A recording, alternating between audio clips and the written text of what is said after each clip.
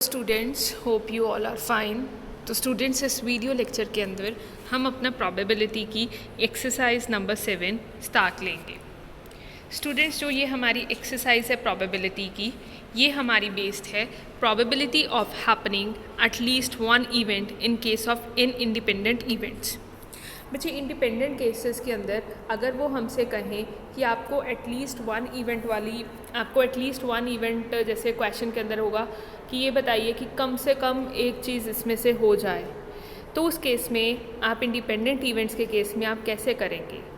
इसके लिए हमारे पास होता है कि जब उन्होंने हमसे पूछा है क्वेश्चन के अंदर कि आप happening of at least one of the events बताएं, सपोज बहुत सारी इवेंट्स हैं और सभी इवेंट्स इंडिपेंडेंट है, उसमें से एटलीस्ट वन इवेंट होने का अगर वो चांस पूछ रहे हैं तो वो आप कैसे फाइंड आउट करेंगे। One minus happening of none of the event.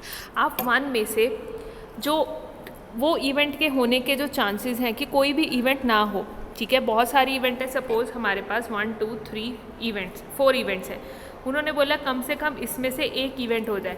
अगर बच्चे मैं वन में से चारों ही इवेंट ना हो, कि ये चारों ही इवेंट क्या हो ना हो, वो ही माइनस कर दूँगी, तो मेरे पास जो केसेस बचेंगे, चांसेस बचेंगे, जो प्रोबेबिलिटी बचेगी, वो कौन सी प्रोबेबिलिटी बचेगी कि कम से कम एक इवेंट तो हो ही जाए। अब मैं इलस्ट्रेशन स्टार्ट ले रही हूँ, तो इलस्ट्रेशन से आपको स्टूडेंट्स और अच्छे से क्लियर हो जाएगा। तो हमारी जो फर्स्ट इलस्ट्रेशन है वो है a problem in statistics is given to 3 students. एक स्टैटिस्टिक्स की प्रॉब्लम थी, ठीक है, 3 बच्चों को दी गई A B C, whose chances of solving is at, जो और उन बच्चों के जो प्रॉब्लम को सॉल्व करने के चांसेस हैं वो इस प्रकार है, ठीक है। A बच्चे का चांस है 1/2, B बच्चे का चांस है 1/3 और C बच्चे का चांस है 1/4। अब उन्होंने हमसे क्या पूछा है क्वेश्चन में कि आपको प्रोबेबिलिटी बतानी है कि जो वो प्रॉब्लम है वो सॉल्व हो जाए, करे कोई भी सॉल्व हो जाए। तो बच्चे, ये तो हमारे पास चांसेस हैं, E1 इज़ द चांस कि जो क्वेश्चन है वो सॉल्व हो जाए। प्रोबेबिलिटी है कि जो B है वो सॉल्व कर देगा, B स्टूडेंट सॉल्व कर देगा, और 1/4 है कि प्रोबेबिलिटी है C सॉल्व कर देगा। अब हम प्रोबेबिलिटी निकालते हैं कि A सॉल्व नहीं कर सकता, A के ना सॉल्व करने की प्रोबेबिलिटी क्या है। उन्होंने एटलीस्ट पूछा ना कि प्रॉब्लम सॉल्व हो जाए, इसका मतलब क्या है बच्चे, what is the probability that problem will be solve, कि प्रॉब्लम सॉल्व हो जाए, करे कोई भी। तो बच्चे, अगर मैं वन में से कोई भी प्रॉब्लम सॉल्व नहीं कर पाता, ना A कर पाता, ना B कर पाता, ना C कर पाता, दैट मीन्स मैं E1 E2 और E3 तीनों के जो ना होने का चांस है वो ही माइनस कर दूं, तो मेरे पास जो प्रॉबिलिटी बचेगी वो बचेगी कि हाँ भी क्वेश्चन सॉल्व हो जाए, करे कोई भी। आप देखो, the probability that E will not solve that is 1/2, probability that B will not solve 2/3 और C will not solve that is 3/4। अब ये है कि जो प्रॉब्लम है वो क्या हो जाए, कोई भी सॉल्व नहीं कर पाए, तो वो क्या है 1/2 2/3 3/4, वो तो होगी 1/4। दैट मीन्स ना तो E1 किसकी E1 ऊपर से बार है, ये कौन सी प्रोबेबिलिटी है कि A नहीं सॉल्व कर पाएगा, E2 क्या है, E2 बार क्या है कि B नहीं सॉल्व कर पाएगा, और E3 बार है कि C सॉल्व नहीं कर पाएगा। तो इनके ना होने की प्रोबेबिलिटी बच्चे हमने कैसे निकाली, 1 में से माइनस करके। अब हमें चाहिए क्या कि जो प्रॉब्लम है वो सॉल्व हो जाए, तो हम क्या करेंगे, 1 में से कोई भी प्रॉब्लम सॉल्व ना कर पाए वो ही क्या कर देंगे, माइनस कर देंगे।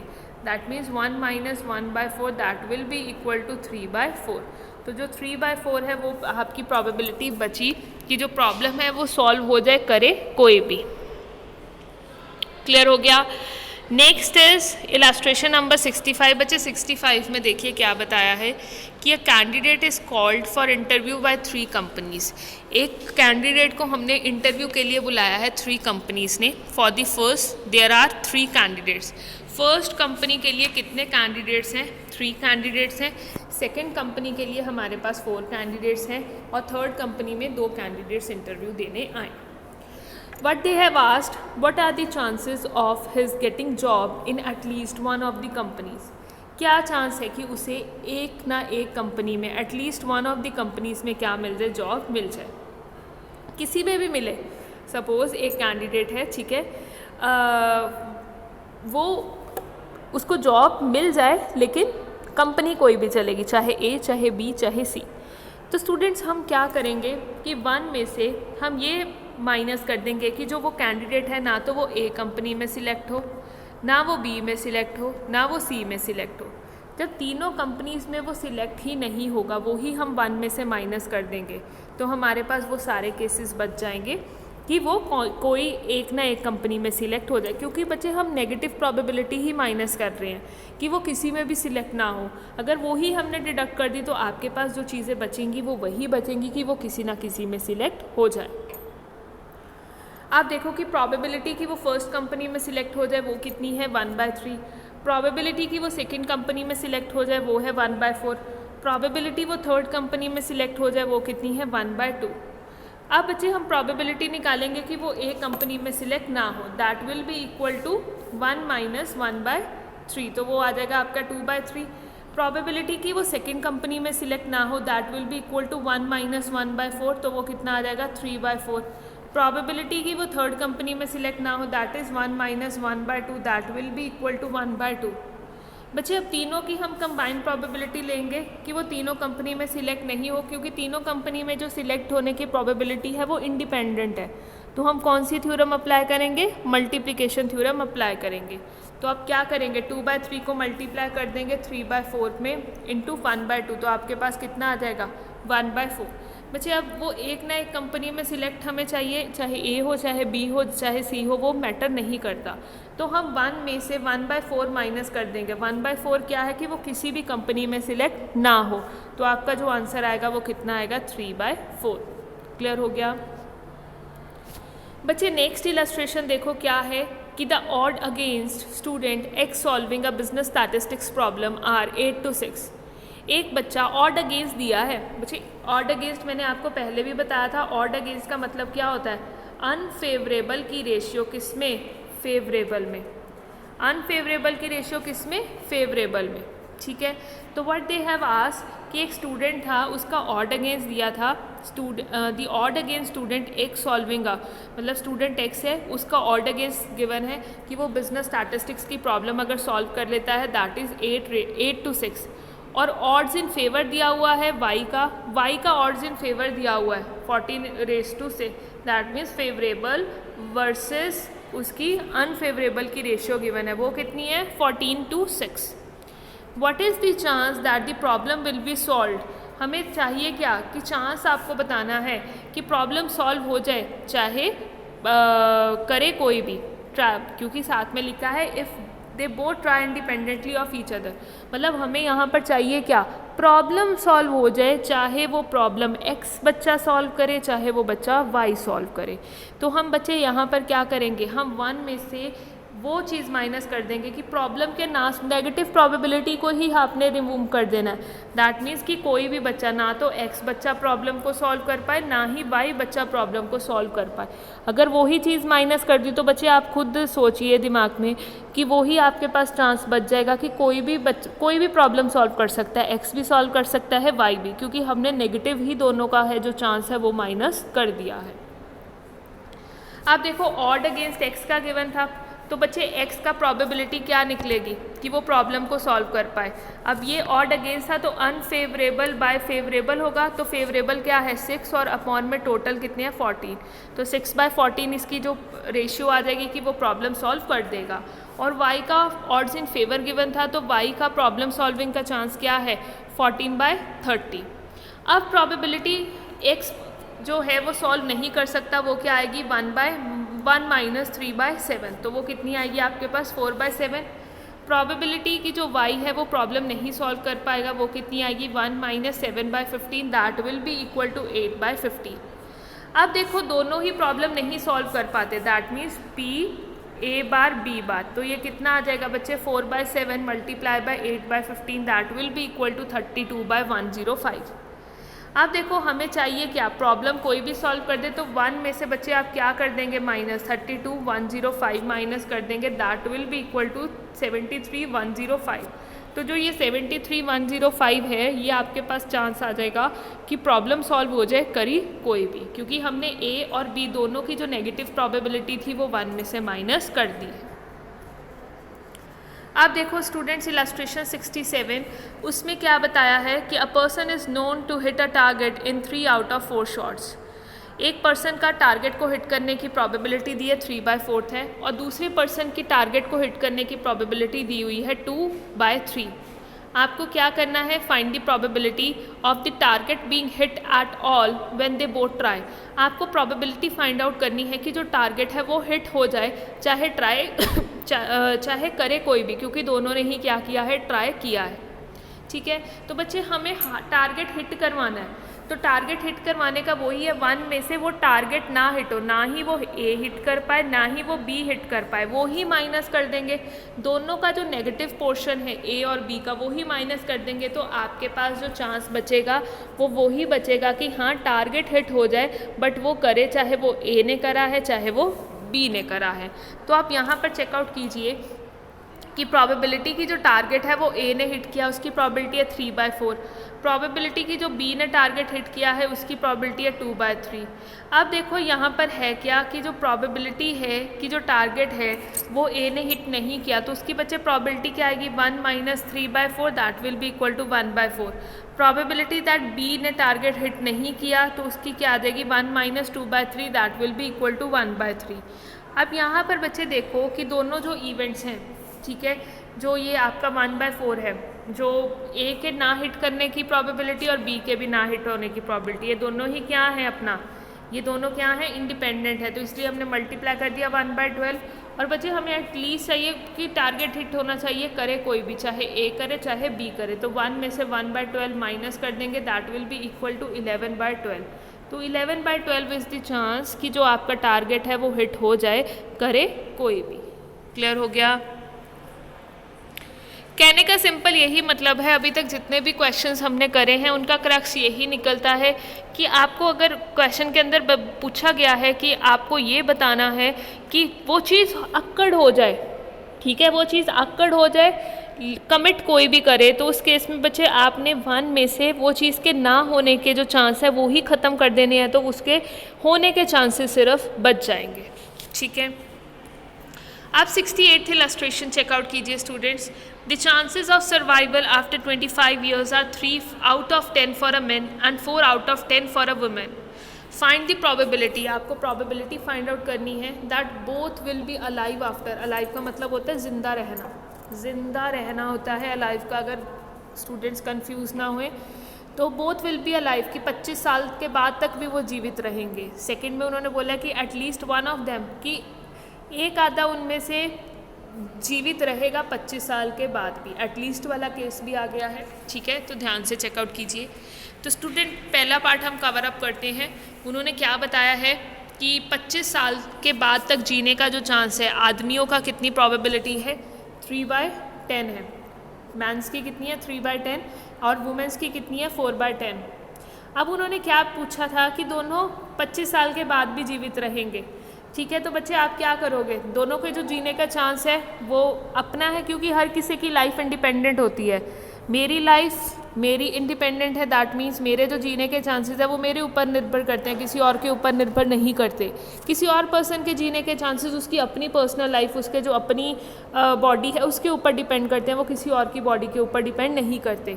इस वजह से ये जो दोनों इवेंट है ये इंडिपेंडेंट है। तो आप क्या करेंगे, दोनों में कौन सी थ्योरम अप्लाई करेंगे, मल्टीप्लिकेशन थ्योरम अप्लाई करेंगे। तो जो दोनों पर्सन्स हैं उनके जो जीने के चांसेस हैं 25 साल के बाद के, वो कितने हैं, 3/10 multiply by 4/10 that will be equal to 12/100। उसी तरह से प्रोबेबिलिटी की जो मेन है ही विल नॉट बी, अब दोनों के हम मरने के चांस निकाल लेते हैं कि दोनों 25 साल से पहले मर जाएंगे, क्योंकि हमें एटलीस्ट वाला भी निकालना है ना। तो वो आएगा 1 - 3/10, क्योंकि 3/10 तो उसके जीने का था, तो मरने का क्या होगा, 7/10 की वो 25 साल से पहले मर जाएगा। और वुमेन के 25 साल से पहले मरने के क्या चांसेस हैं, 6/10। उन्होंने बोला था कि आप ये बताइए सेकंड पार्ट में कि एटलीस्ट उनमें से, दोनों में से, मैन और वुमेन में से कम एक बंदा तो 25 साल के बाद तक भी जिंदा रहे। ठीक है, तो बच्चे अगर मैं 1 में से दोनों के मरने का, मतलब मैं मैन के मरने का भी माइनस कर दूँ और वुमेन के मरने का, कि वो 25 साल से पहले ही दोनों मर जाएंगे, वो ही दोनों के मरने का ही मैं माइनस कर दूँ, तो इसका मतलब मेरे पास वो ही चांसेस रहेंगे ना जब वो ज़िंदा रहेंगे 25 साल के बाद। ठीक है। तो इसीलिए हमने क्या किया, 1 में से 7/10 मल्टीप्लाई बाय 6/10 माइनस कर दिया है। तो आपके पास स्टूडेंट्स आंसर आ रहा है 29/50। क्लियर हो गया। Now come to illustration number 69। 69 में स्टूडेंट्स चेकआउट कीजिए क्या है कि आपको प्रोबेबिलिटी बतानी है of throwing 6 at least once in 6 throws with a single die.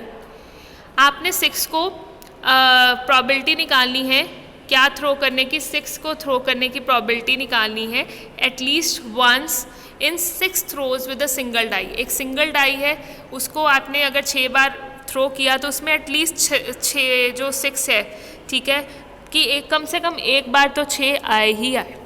तो बच्चे वैसे देखो, अगर मैं क्या करती हूँ, 1 में से देखो क्या करती हूँ, 6 के ना आने की प्रोबेबिलिटी ही माइनस कर दूँ कि 6 कभी आई ना, उसको ही ख़त्म कर दे। तो हमारे पास देखो, आप माइंड में सोचिए, वही चांसेस बचेंगे ना कि 6 कभी ना कभी तो आए, ठीक है। तो देखो 6 के आने की जो प्रोबेबिलिटी होती है वो कितनी होती है, 1/6 होती है, ठीक है। और 6 के ना आने की प्रोबेबिलिटी क्या होगी, 1 - 1/6 that will be equal to 5/6, ठीक है। तो अब आपको ये चीज़ पता लगी कि 5/6 कैसे आया। इसका मतलब फर्स्ट थ्रो में भी हमारे पास नहीं आया, सेकंड में भी हम ये मानते हैं नहीं आया, थर्ड में भी हम मानते हैं कि हमारे पास 6 नहीं आया, फोर्थ में भी नहीं आया, फिफ्थ में भी नहीं आया और सिक्स में नहीं आया। क्यों बच्चे हम 6 बार क्यों ले रहे हैं, क्योंकि हमने डाई को 6 बार क्या किया, थ्रो किया है, क्वेश्चन के अंदर मेंशन है। अब देखो हम क्या करेंगे, 1 में से जो ये है कि जो जब 6 कभी भी नहीं आया, 6 टाइम्स जब हमने डाई को थ्रो किया कभी भी हमारे पास 6 नहीं आया, तो वो ही 1 में से माइनस कर दें 6 के आने का चांस। तो हम क्या होगा, हमारे पास स्टूडेंट्स वही सारे चांसेस बच जाएंगे कि कभी ना कभी तो 6 आया ही हो। तो 1 माइनस इन्होंने वही किया 5/6 की होल पावर 6। बच्चे आप कैलकुलेटर पे फर्दर सॉल्व भी इसको कर सकते हैं। इलास्ट्रेशन नंबर 70 पे आइए। 70 पे क्या बताया गया हुआ है, A and B decide to meet at Hanuman temple between 5 to 6 p.m. with the condition that no one would want to wait for the other for more than 15 minutes. A और B ने decide किया कि वो हनुमान मंदिर में मिलेंगे 5 से 6 बजे के बीच में, लेकिन एक कंडीशन बच्चे उन्होंने डिसाइड यहाँ पर की हुई है कि कोई भी 15 मिनट से ज़्यादा वेट एक दूसरे का नहीं करेगा। कोई भी दोनों में से पहले पहुंच गया, अगर ए पहुंच गया तो वो 15 मिनट वेट करेगा, फिर 15 मिनट के बाद अपने घर चला जाएगा। बी भी जब पहुंचा, अगर ए नहीं उसको दिखा तो he will wait for 15 minutes. if the other person does not arrive between that 15 minutes then the person waiting will leave that place। कि अगर कोई भी बंदा, जैसे ए है, अगर वो वेट कर रहा है, ठीक है, उसने 15 मिनट्स दोनों को वेट करना पड़ेगा एक दूसरे का। अगर तो दूसरा बंदा 15 मिनट के अंदर आ गया तो वो मिल लेंगे, अगर 15 मिनट के अंदर वो नहीं आया तो दोनों फिर जो वेट कर रहा था वो भी अपने घर चला जाएगा। ये कंडीशन उन्होंने दोनों ने क्या की थी, फिक्स की हुई थी पहले ही अपनी मीटिंग से पहले। What is the probability that they meet. बच्चे इन्होंने बड़ा अच्छा क्वेश्चन है कि आपको प्रोबेबिलिटी बतानी है कि दोनों मिल जाए। बच्चे अगर हमें 1 में से दोनों ना मिले, ना तो ए मिले ना ही बी मिले, वो ही माइनस कर दूं तो मेरे पास वही चांसेस बच जाएंगे ना कि वो दोनों मिल लें, मतलब, ठीक है। अब देखो प्रोबेबिलिटी की जो ए है वो क्या करेगा, बी को मीट करेगा, वो है कि अगर वो 15 मिनट वेट करता है पूरे 1 घंटे के बीच में, टाइम कितना 5 to 6, 15 मिनट्स दिए, तो बच्चे यहाँ पर भी हम 60 मिनट्स ले लेंगे, क्योंकि 1 घंटे में कितने मिनट्स होते हैं, 60 मिनट होते हैं। तो 15 मिनट अगर ए वेट करेगा और उसी 15 मिनट के दौरान बी आ जाता है तो ए बी को मिल लेगा। तो क्या चांस है उसका, 15/60, तो that will be equal to 1/4। Probability की जो ए नहीं मीट करेगा वो क्या होगा, 1 - 1/4 that will be equal to 3/4। Probability की जो बी है वो ए को मीट कर ले, वो भी 15 मिनट वेट करेगा पूरे 1 घंटे में से, ठीक है। तो अगर तो वो 15 मिनट के अंदर आ गया तो मिल लेगा, नहीं तो वो भी अपने घर चला जाएगा, ठीक है। तो इसका क्या चांस है, 1/4। प्रोबेबिलिटी की बी जो है वो ए को ना मिले, उसका क्या है, 1 - 1/4 दैट इज इक्वल्स टू 3/4, ठीक है। अब since the events are independent हम क्या करेंगे, 3/4 क्या प्रोबेबिलिटी है, 3/4 ही प्रोबेबिलिटी है कि जो ए है वो बी को नहीं मीट करेगा, 3/4 ही चांस है कि जो बी है वो ए को नहीं मीट करेगा। तो 1 - 3/4 × 3/4 यही माइनस कर दूँ तो मेरे पास बच्चे वो सारे चांसेस रह जाएंगे जिसमें जो ए है वो बी को मीट, मतलब आपस में दोनों की मुलाकात हो जाएगी। क्लियर हो गया। आप देखो नेक्स्ट जो इलास्ट्रेशन है 71 इलास्ट्रेशन में स्टूडेंट्स क्या गिवन है आपको कि एक हस्बैंड एंड वाइफ हैं, they both appear in an interview for 2 vacancies for the same post. Husband and wife दोनों एक इंटरव्यू के लिए गए, 2 वैकेंसीज थी एक पोस्ट की, ठीक है। The probability that husband selection is 1/7। Probability की जो हस्बैंड है वो सिलेक्ट हो जाए उनकी प्रोबेबिलिटी है 1/7, और प्रोबेबिलिटी की जो वाइफ है वो सिलेक्ट हो जाए उसकी क्या है 1/5। व्हाट इज़ द प्रोबेबिलिटी, आपको प्रोबेबिलिटी बतानी है that at least one of them will be selected, कि एटलीस्ट क्या हो जाए, एक ना एक कम से कम या तो हस्बैंड या वाइफ वो दोनों ही क्या हो जाए, उनमें से कम एक तो सिलेक्ट हो जाए, दोनों हो जाए तो वेल एंड गुड, बट एक कम से कम एक तो सिलेक्ट हो जाए। तो बच्चे हम क्या करेंगे, 1 में से ना तो हस्बैंड सिलेक्ट हो ना ही वाइफ सिलेक्ट हो, वो ही माइनस कर दे, तो हमारे पास चांस कौन सा रह जाएगा कि कम से कम दोनों में से कोई भी सिलेक्ट हो जाए, ठीक है। तो बच्चे हस्बैंड के सिलेक्ट होने की प्रोबेबिलिटी है 1/7, और ना सिलेक्ट होने की प्रोबेबिलिटी क्या होगी, ना सिलेक्ट होने की प्रोबेबिलिटी होगी 1/7, that will be equal to 1 - 1/7, that will be equal to 6/7। ये तो हस्बैंड की होगी, और वाइफ की क्या होगी, ना सिलेक्ट होने की 1 - 1/5, that will be equal to 4/5। Clear हो गया। तो अब यहाँ पर आप चेकआउट कीजिए कि 6/7 और 4/5 प्रोबेबिलिटी की एटलीस्ट दोनों में से हस्बैंड वाइफ में से कम एक सिलेक्ट हो जाए, तो 1 में से मैं क्या माइनस कर दूँगी, 6/7 की हस्बैंड भी सिलेक्ट ना हो और 4/5 की वाइफ भी सिलेक्ट ना हो, दोनों को ही माइनस कर देंगे तो हमारे पास आंसर आ जाएगा 11/35। प्रोबेबिलिटी की दोनों ही सिलेक्ट हो जाए तो सबसे बढ़िया है। हस्बैंड के सिलेक्ट होने की प्रोबेबिलिटी 1/7 और वाइफ की कितनी है 1/5, तो दोनों ही सिलेक्ट हो जाए तो दोनों ही इवेंट्स इंडिपेंडेंट हैं, दोनों को ही मल्टीप्लाई आप कर देंगे। और लास्ट है कि दोनों में से कोई भी सिलेक्ट ना हो, हस्बैंड भी सिलेक्ट ना हो वाइफ भी सिलेक्ट ना हो। हस्बैंड के ना सिलेक्ट होने की प्रोबेबिलिटी थी 6/7 और वाइफ के ना सिलेक्ट होने की प्रोबेबिलिटी थी 4/5, तो दोनों को मल्टीप्लाई करेंगे आंसर कितना आएगा 24/35। क्लियर हो गया बच्चे। अब देखो नेक्स्ट क्वेश्चन देखो 72 इलास्ट्रेशन। इसमें आपको क्या गिवन है कि 9/7 है अगेंस्ट अ पर्सन ए जो 40 साल का है वो 60 साल तक जिएगा। अगेंस्ट है मतलब कि आपके 9/7 है ना, तो 9/16 चांस है कि वो नहीं जिएगा, मतलब कि मर जाएगा पर 20 साल के अंदर ही, और 7/16 चांस है कि वो जिएगा। 3/2 अगेंस्ट है पर्सन का बी का 50 ईयर्स का है कि वो 70 साल तक जिएगा, ये भी अगेंस्ट गिवन है। दैट मीन्स 3/5 चांस है कि वो मर जाएगा अगले 20 सालों के अंदर, और 2/5 चांस है कि वो अगले 20 साल के बाद भी वो जिंदा रहेगा। Find the probability that at least one of them will be alive. Alive का मतलब है बच्चे ज़िंदा रहना। मैंने अभी आपको पहले भी एक एग्जाम्पल सेम टू सेम ऐसा आया था, उसमें बताया था। आपको प्रोबेबिलिटी बतानी है कि कम से कम एक बंदा उनमें से ज़िंदा रहे। तो बच्चे आप क्या करोगे, दोनों के मरने का जो चांस है वही क्या कर दोगे 1 में से माइनस कर दोगे, तो आपके पास जो प्रोबेबिलिटी बचेगी वो वही प्रोबेबिलिटी बचेगी कि वो कम से कम एक बंदा उनमें से जीवित रहे। तो देखो प्रोबेबिलिटी जो है कि जो पर्सन है दैट डाई इन 20 ईयर्स, वो उसकी प्रोबेबिलिटी ए बंदे की कितनी है 9/16, और प्रोबेबिलिटी की जो बी है वो डाई हो जाए 20 साल के अंदर, ठीक है, वो कितनी है 3/5। तो आप क्या कर देंगे 1 में से 9/16 मल्टीप्लाई बाय 3/5 यही माइनस कर देंगे, तो जो आपके पास 53/80 आएगा वो वही प्रोबेबिलिटी आएगी कि कम से कम दोनों में से एक बंदा जिंदा रहे। ठीक है, अब देखो हम जो हमारी लास्ट इलस्ट्रेशन रह गई है इस एक्सरसाइज की, ठीक है, वो कवर अप करते हैं। तो वो इलस्ट्रेशन क्या है आपकी कि प्रोबेबिलिटी जो है कि प्रेजेंट फिस्कल और monetary policies will remain unchanged after 20 years from now are 0.9 and 0.8 respectively.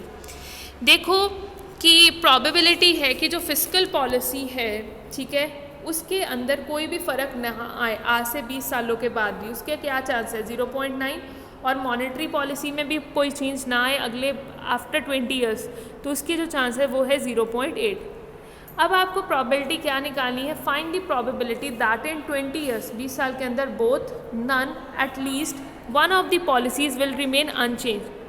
बच्चे बोथ द पॉलिसीज़ प्रोबेबिलिटी निकालनी है कि जो बोथ है कि जो आपकी find the probability that in 20 years both policy wills remain unchanged, कि दोनों की दोनों पॉलिसी क्या रहें अनचेंज रहें। तो अनचेंज रहे तो फिजिकल का कितना था 0.9 और आपका मॉनेटरी का कितना था 0.8। आप दोनों को ही मल्टीप्लाई कर देंगे तो आपका आंसर कितना आएगा 0.72। ठीक है, none of the policies remain unchanged, कि दोनों में फ़र्क आ जाए। तो फिजिकल का क्या चांस है कि उसमें चेंज आए, वो है 0.10, और मॉनेटरी का क्या चांस है कि 0.20 कि उसमें चेंज आ जाए। तो आप 0.10 और 0.20 को मल्टीप्लाई करेंगे तो आपका आंसर कितना आएगा 0.02। उसके बाद है कि at least one of the policies will remain unchanged, कि दोनों में से कम जो एक पॉलिसी है वो क्या रहे, अनचेंज्ड रहे। तो आप वन में से दोनों पॉलिसीज़ के जो चेंज होने की प्रोबेबिलिटी है वो ही क्या कर देंगे, माइनस कर देंगे। दैट मीन्स फिजिकल पॉलिसी के चेंज होने की प्रोबेबिलिटी क्या है 0.10 और मॉनेटरी की कितनी है 0.20, और उसी को 1 में से माइनस कर देंगे तो आपका आंसर आएगा 0.98। तो जो 0.98 है वो है आपकी प्रोबेबिलिटी कि जो वन ऑफ द पॉलिसीज़ है वो क्या हो जाए, अनचेंज्ड रहे। ठीक है बच्चे, जो 0.10 क्योंकि हम दोनों के चेंज होने की प्रोबेबिलिटी माइनस कर, जब चेंज होने की ही चांस को माइनस कर दिया तो आपके पास वही चांसेस रह जाएंगे कि कोई भी प्रोबेबिलिटी चेंज, मतलब कोई भी पॉलिसी चेंज ना हो। तो स्टूडेंट्स, इसी के साथ हमारी जो एक्सरसाइज नंबर 7 है वो पूरी कंप्लीट होती है। आज इस लेक्चर के अंदर हमने एटलीस्ट वाला केस किया इंडिपेंडेंट में। अब नेक्स्ट एक वीडियो लेक्चर के अंदर हम अपनी कंडीशनल प्रोबेबिलिटी स्टार्ट लेंगे। आज के लिए बस इतना ही, मिलते हैं अपनी नेक्स्ट वीडियो के अंदर। Till than happy learning and keep revising.